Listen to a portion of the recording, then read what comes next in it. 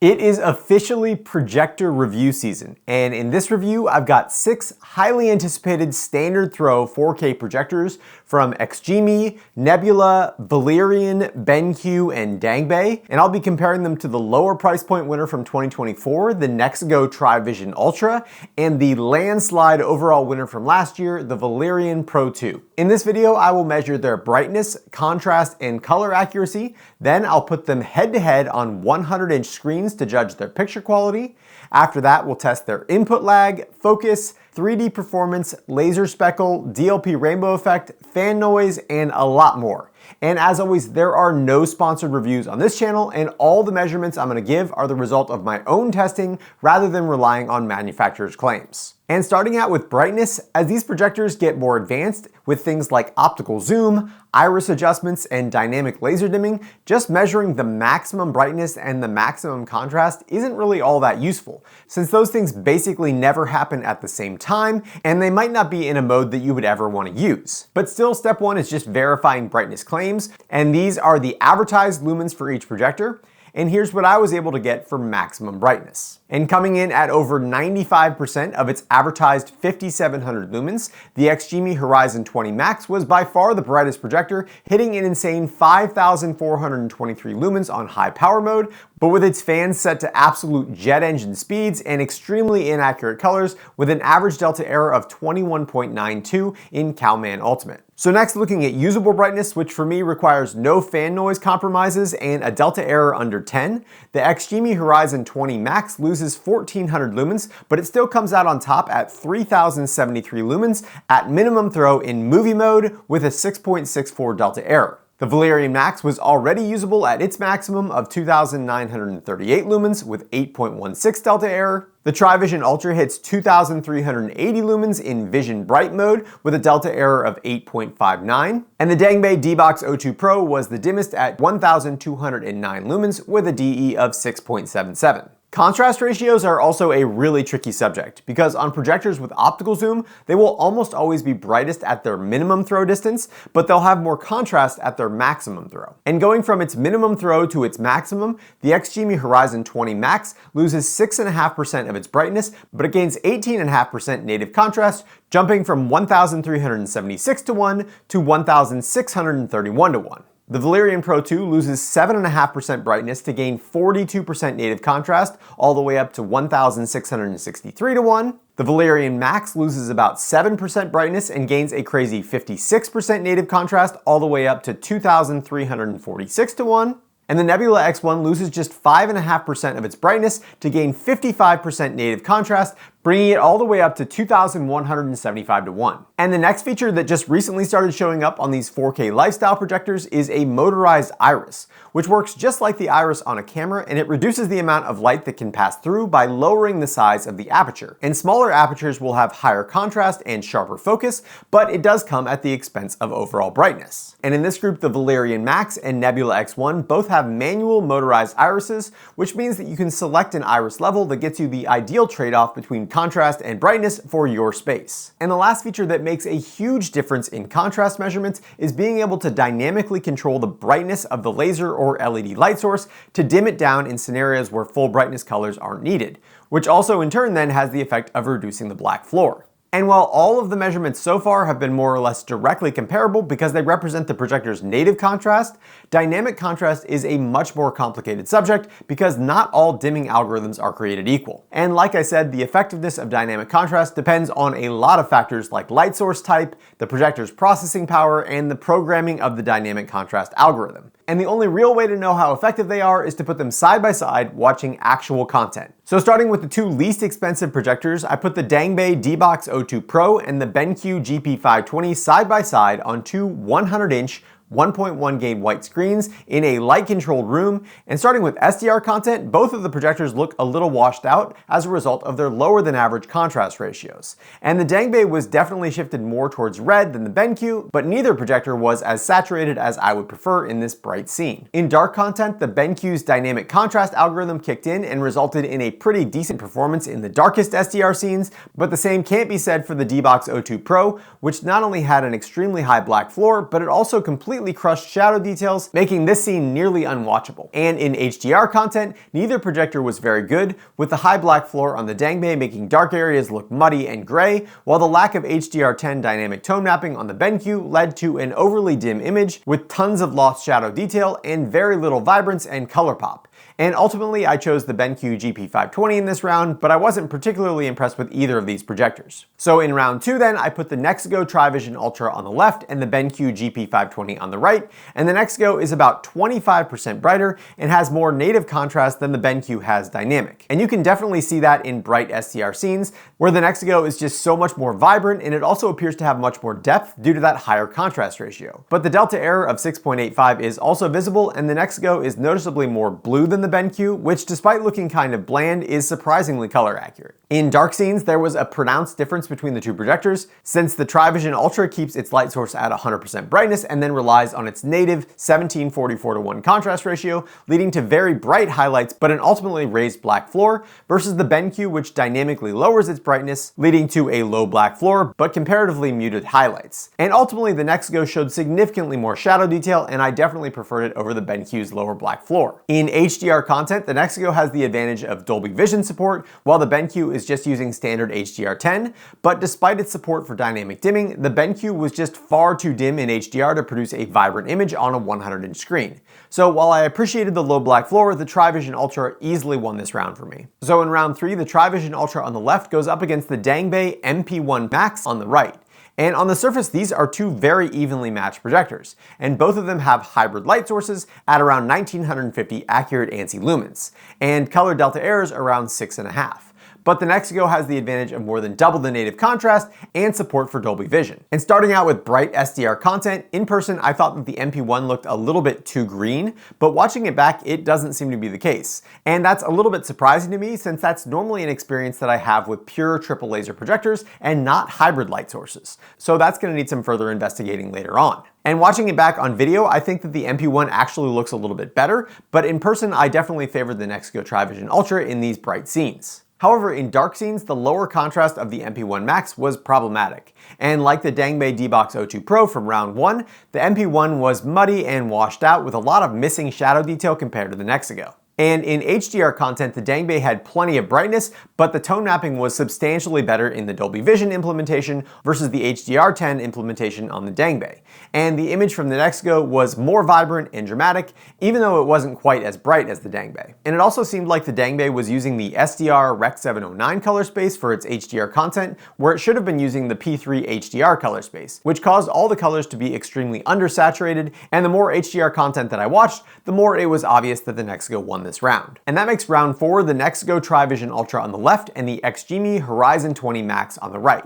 And I've got to show some serious respect here. Almost 3,000 ANSI lumens in a color accurate movie mode is wild. And I had to change my camera settings a little bit to correctly expose the XGIMI, even at its maximum throw distance. And you can see that the nearly 2,000 ANSI lumens on the Nexigo Tri-Vision Ultra looks comparatively dim next to the XGIMI. And in bright SDR content, the XGIMI looked more like a TV than a projector on a 100-inch screen. And again, in person it looked a little bit green to me for reasons that I'll cover later, but on camera it looks very similar to the Nexigo, and there's nothing about my color accuracy tests in CalMan Ultimate that would suggest that the XGIMI is green shifted. I also had the XGIMI's dynamic black level enhancement on, and there is no doubt that it was working and dimming the lasers to lower the black floor, but the resulting color balance was way off, and everything turned dark blue when the dynamic mode kicked in. But in all honesty, it was still good enough that I would be willing to forgive it, especially because I think it's something that could likely be fixed in a firmware update. Unfortunately though, that dynamic dimming has one major flaw, and that is that for some reason, dynamic black level enhancement is completely disabled in Dolby Vision modes. And since the majority of content on streaming platforms these days comes in Dolby Vision, that means that one of the most important features of the Horizon 20 Max is unavailable most of the time. I also always turn on motion interpolation for filming because it helps prevent tearing when the camera's frame rate doesn't match up with the projectors, but for some reason MEMC was permanently disabled in Dolby Vision on the XGIMI. And similarly odd, it was permanently enabled and set to medium in SDR mode. And overall, I was a huge fan of the extremely bright image on the XGIMI, and to be fair, this is a pre-production unit with pre-production firmware, but But overall, there were just too many bugs related to picture quality and picture settings for me to move it on to the next round. So with some reservations, I am going to move the Tri-Vision Ultra on again. And that means in round 5, the Nexigo Tri-Vision Ultra is on the left and the Nebula X1 is on the right. And the Nebula is, on paper, the best projector in this video by far, with nearly 6,000 to 1 native contrast and 47,000 to 1 dynamic contrast and very respectable brightness. And to best compare the Nexigo Tri-Vision Ultra, I set the X1's iris to medium, which gives it around 1700 lumens with double the native contrast of the Nexigo. And in bright SDR content, I of course thought that the Nebula looked a little bit green because of how my eyes perceive pure RGB lasers, but again, on camera and on my testing equipment in Calman Ultimate, the Nebula is D65 color accurate. And during bright scenes, it had excellent depth in shadowy areas like in Danny's hair thanks to its high native contrast. However, even though it's gotten better since when it was first released, the dynamic contrast algorithm of the Nebula, which I had set to level 1 out of 3, leaves a lot to be desired. And unlike the systems from XGIMI, Hisense, and Valerion that can maintain bright highlights while decreasing the black floor, Nebula just seems to dim the whole image, resulting in dimmer highlights which are already reduced in brightness due to the iris. And you can see that despite having a much lower black floor, the Nebula's dark scene performance is not that impressive, with a significant amount of lost shadow detail. I also noticed that in Dolby Vision content, the Nebula appeared to have less color saturation, and it wasn't that it was using the wrong color space like the Dangbei. It just seemed like bright colors on the Nebula were muted compared to the vibrant image on the Nexigo. And I'll be honest, I tried all of the tricks that I know to make the Nebula's picture quality live up to its specs, like experimenting with the gamma settings, increasing the Dolby Vision screen size, testing different levels of dynamic contrast, and testing on iris minimum, iris maximum, and iris medium. And in maybe 5% of the scenes that I tested, the Nebula had a slight edge over the Nexigo, mostly due to its lower black floor, but the other 95% of the time, I preferred the picture on the Nexigo. However, I did already compare the Nexigo and the Valerion Pro 2 in last year's video, so I'm going to provisionally move the Nebula X1 on to the next round with the understanding that I personally preferred the image on the Nexigo. And that means that round 6 is the Valerion Pro 2 on the left and the Nebula X1 on the right. And in bright SDR content, the Valerion knocked it out of the park with bright highlights, excellent color accuracy, and tons of shadow detail, and in comparison, the Nebula looked slightly oversaturated, making skin tones look a little bit strange, and in darker content, the Valerion's dynamic laser dimming algorithm showed why it is the best on the market, and if we take a single still frame, you can see that the shadows and even the black bars on the Nebula are brighter than they are on the Valerion, even though the Valerion is still able to maintain brighter highlights in the background. And throughout all content, whether it was extremely bright like in Planet Earth, or testing the limits of the black floor, the Valerion Pro 2 outperformed the Nebula X1 in terms of image processing, tone mapping, color accuracy, and even shadow detail, which is as disappointing as it is confusing considering how good the Nebula's specs are. And there was no question at all that the Valerion Pro 2 was the winner in this round. So the final round is then Valerion versus Valerion, with the Pro 2 on the left and the new Valerion Max on the right. And for this side-by-side, I've got the Valerion Max on iris level 3, which gives it a slightly higher brightness than the Pro 2 at 1950 lumens, and about double the native contrast at 3371 to 1. And both of them are set to their highest enhanced black level setting, which is called High Dynamic Range on the Pro 2 and EBL High on the Max. And unlike the previous round with the Nebula, the significantly higher native contrast on the Valerion Max was easily visible in every single scene with a lower black floor, better shadow detail, and more perceived clarity and sharpness in those shadowy areas. I also thought that the slightly more saturated picture on the Max made everything look a little bit more interesting without making skin tones look strange like they did on the Nebula. But to be fair, the Max did have a lower color accuracy than the Pro 2 with a DE of 4.42 compared to 2.66. And occasionally the Max really came through and showed off some truly impressive black levels and contrast, but for the most part, the Max was just ever so slightly better than the Pro 2 in every single scene. And unfortunately for Valerion, I think the thing that's going to prevent most people from buying the Max is the fact that the Pro 2 is nearly as good for significantly less money. Still, I'm sure Valerion won't be sad to see that they've taken the two top spots in the side-by-side testing, and I put the Nexigo Tri-Vision Ultra in third, but I do think that the XGIMI Horizon 20 Max could easily take third place once they get their software figured out. And it would definitely even overtake the Valerion Pro 2 if they could match the dynamic dimming effectiveness of Valerion's EBL, but that really doesn't seem like an easy thing to do. So those are the picture quality rankings, but it is honestly overwhelming how much more there is to test on these projectors. And the first thing that we need to address is color accuracy. Because as I mentioned, all the triple laser projectors looked green to me in person, but when I measure them with my very expensive Jetty 1501 high-res spectroradiometer, they appear to be very accurate with no green bias at all. So to understand what's going on, we need to look at the spectral distribution of a pure white signal on each projector. And I know this sounds pretty sciencey for a projector review, but stick with me. In this video, the BenQ is the only one using an LED light source, which specifically is BenQ's 4 LED light engine, and as a result, you can see that there are 2 narrower peaks for red and blue that are each driven by a single color LED. And then there's a much wider peak for green that's driven by 2 blue LEDs that get shined through a phosphor to create green. Similarly, the Dangbei D-Box O2 Pro is using a dual laser setup with a blue and red laser that gives them the spike in the blue and red primaries. And then it uses a phosphor wheel that produces greens and a wider range of reds. The Nexigo Tri-Vision Ultra has what they call the ALPD 5.0 hybrid light source that uses a separate laser for red, green, and blue, which are the narrow peaks that you see, but then it also uses red, green, and blue LEDs that give a much wider spectral distribution. The Dangbei MP1 Max is also supposed to be a hybrid light source, but you can see that compared with the Nexigo, there's just a little tiny bump around the green wavelengths, so the MP1 is still mostly just a triple laser projector rather than a true hybrid. And then the XGIMI Horizon 20 Max, Nebula X1, Valerion Pro 2, and Valerion Max are all pure triple laser projectors with narrow, steep peaks, especially for the red laser, which results in an extremely wide color space coverage and vibrant, super saturated colors. But for me, my eyes can't see that narrow peak as well as my $7,000 spectroradiometer, so even though it says the colors look accurate, everything always looks a little bit green to me because I don't see as much of the red. And the point is, triple laser projectors produce a dazzling image that you really have to experience to understand, but colors may look slightly different to you based on individual differences in your eyes. And hybrid light sources and LED light sources will tend to look more similar to more people regardless of any differences in physiology. And other than the light source, the other thing that can have a huge effect on color accuracy is whether the projector is correctly identifying and displaying the color space that the content is supposed to be in. And if you've ever heard an advertisement that says something like the projector can produce 110% of the BT 2020 color space, that's cool, but it's not necessarily what you want.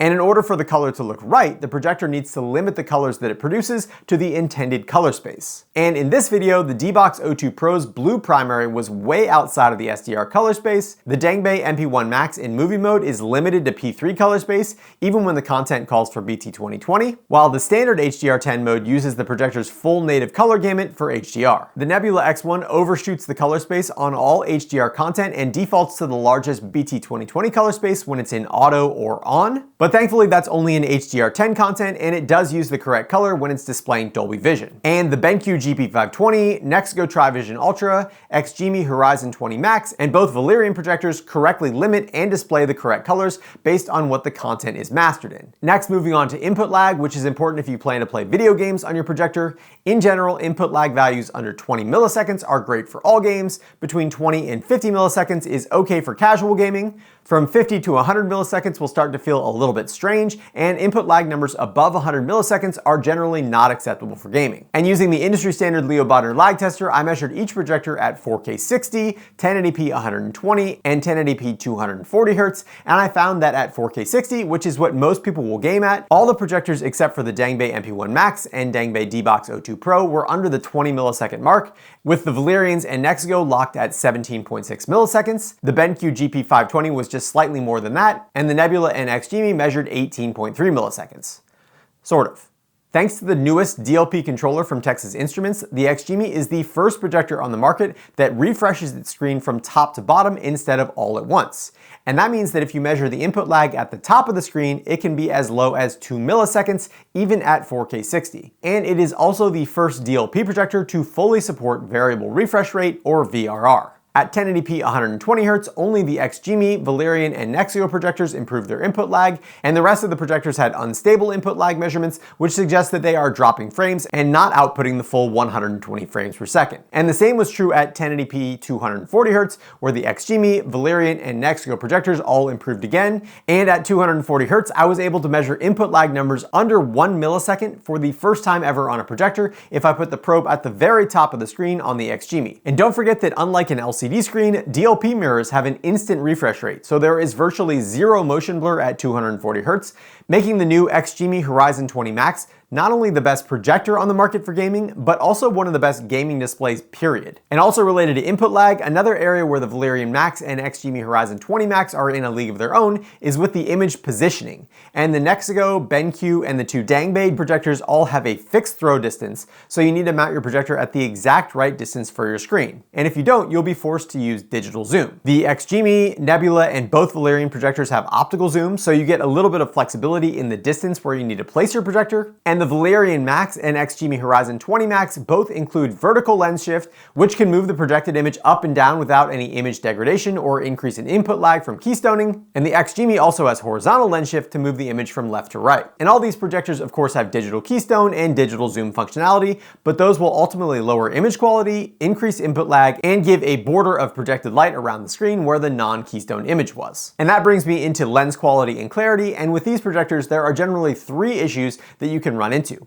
The first is called the screen door effect, where you can see the spaces in between the pixels. The second is chromatic aberration, which is where there is color fringing around black lines. And the third is focus uniformity, where it's not possible to get the whole screen in perfect focus at the same time. So to test for all three of these issues, I projected this image onto a 120-inch matte white screen and took close-up pictures of the middle and each corner of the screen. And starting with the screen door effect and chromatic aberration, the XGIMI Horizon 20 Max had the best overall focus with zero chromatic aberration, low screen door effect, and very good overall focus. The Valerion Max came in second with a small amount of red fringing and slightly more screen door effect than the XGIMI, but sharper overall focus. After that was the Pro 2 with slightly more fringing but less screen door effect. Then the Nebula X1 had very crisp focus but lots of STE and more noticeable red fringing. The Dangbei MP1 had red, yellow, and teal color fringing and a noticeable pixel grid. The Dangbei D-Box 02 Pro's fringing was green and blue, and focus was just a little soft overall.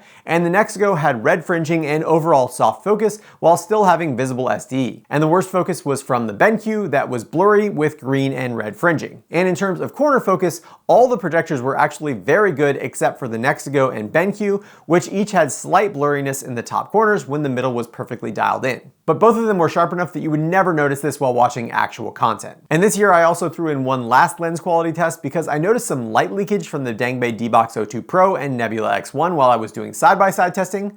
So in this test, I massively overexposed my camera and projected a small, completely black image onto my 150-inch white screen to reveal any light leakage patterns. And just as I suspected, the Dangbei D-Box 02 Pro had the most pronounced light leakage, followed by the Nebula X1, then the Nexigo Tri-Vision Ultra, the Valerion Pro 2, then the XGIMI Horizon 20 Max, then the Valerion Max, and the Dangbei MP1 and BenQ had very close to zero light leakage. And last, while we're talking about lenses, one of the interesting advantages of the Valerion Max over the Pro 2 is the ability to use add-on lenses.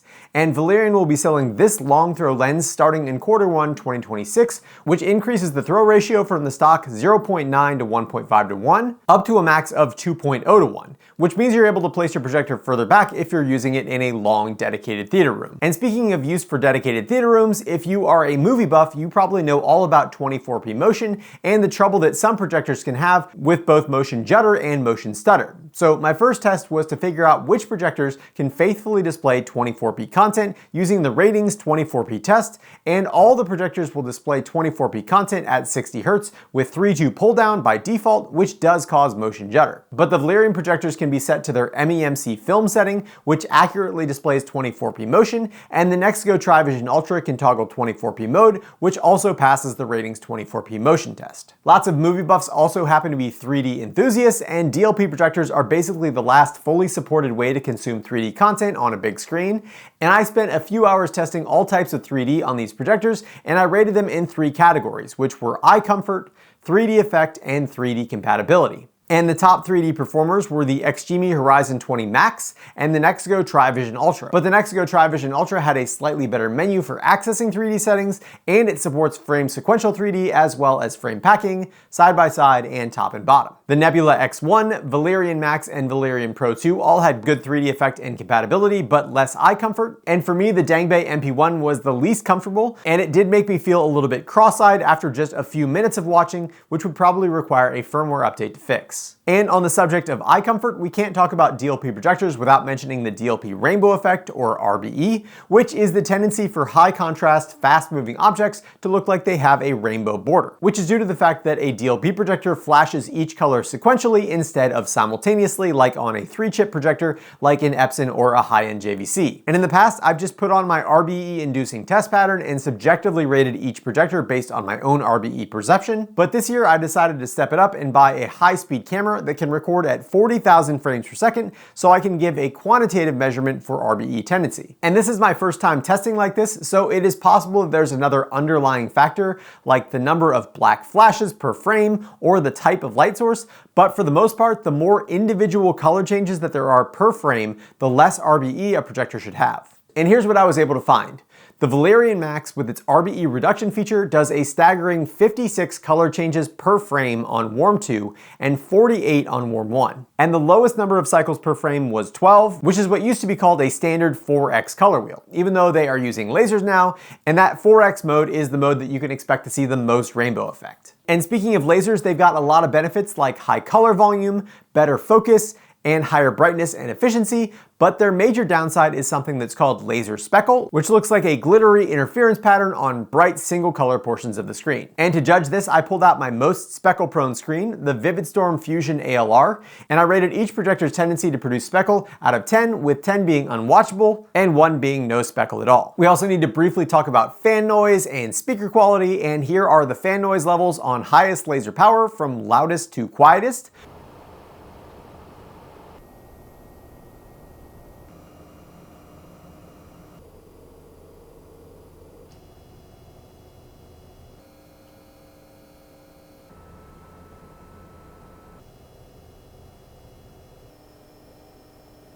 And testing speaker quality, everyone always skips through this portion of this video because I think most people spending over $1,000 on a projector will probably also use a sound system. So instead of recording each projector, I just ran a frequency response sweep that you can see the results of here. And here are the rankings from best sound to worst, with the Nebula X1 coming out on top with its optional wireless speaker accessory that lets you put the projector behind you and the speakers in front of you for outdoor movie nights. The built-in operating system is a thing that I think most people probably also won't use, but I encountered some things in my testing that definitely need to be mentioned, specifically that the Nebula X1 and Dangbei D-Box O2 Pro's processors seem way too underpowered to handle Google TV, and they were both unacceptably laggy. The Dangbei MP1 and BenQ GP520 were slightly better, but still a little bit laggy, while the Valerion Pro 2, Valerion Max, and XGIMI Horizon 20 were all very snappy and responsive, and the Nexigo Vision Ultra doesn't include a built-in operating system at all, and instead it's just got a slot under the projector to install a Fire TV stick, which I personally think is the best solution. And very last, before I draw some final conclusions, I want to cover form factor and remotes, and the XGIMI Horizon 20 Max, Dangbei MP1 Max, and Dangbei D-Box O2 Pro all have built-in gimbal stands, which are great if you plan on moving a projector around a lot and setting it up in temporary spaces. The Nebula X1, on the other hand, has a motorized gimbal lens that can tilt up, which has the advantage of not moving if it gets bumped, but it is harder to adjust since it needs to be done with the remote, and it can't tilt down like a standard gimbal. The BenQ, Valerion Pro 2, and Max all have optional gimbal stands with a single mounting screw, and the Vision Ultra can use a center 1/4-20 tripod mount or a balanced 4-point standard ceiling mount if you unscrew the leveling feet. And it's also worth noting that with the exception of the Valerion projectors, the power bricks for these things are absolutely massive, with the XGIMI, Nexigo, and BenQ in a tie for the largest, while the Valerion's GaN power supply is tiny in comparison. Alright, that was a ridiculously long video, but thankfully the conclusions are pretty straightforward. First, if you are buying a projector for your home theater and you're looking at things like the Epson LS11000, 12000, or 5050UB, you should just forget about those and buy the Valerion Max instead. Last year when I tested the Valerion Pro 2, I said it was basically flawless, and the Max has taken that solid baseline performance, added an iris for increased contrast, vertical lens shift for flexibility and placement, and an RBE reduction feature that more than triples the color cycles per frame. To my eye, they have also eliminated the color shifts with EBL that were were introduced with the EBL high and low update. And the Max also adds another layer of flexibility with its external lens mounting system. So if the Max is in your budget and you need the flexibility, it is basically a no-brainer. Unfortunately for Valerion, the Max's biggest competitor is the Pro 2, which still performs exceptionally, but for a lot less money based on the current sale prices listed on the Valerion website. So if you don't need the vertical lens shift or an external lens, it is pretty hard to justify the significant price increase for the Valerion Max, which will ultimately then make the Pro 2 the right projector for most people's home theaters based on its value alone. If your setup is a little bit more casual and you plan on putting your projector on a table or a shelf, if you're mostly going to use your projector for video games with fast camera movements, or if 3D performance is on the top of your wish list,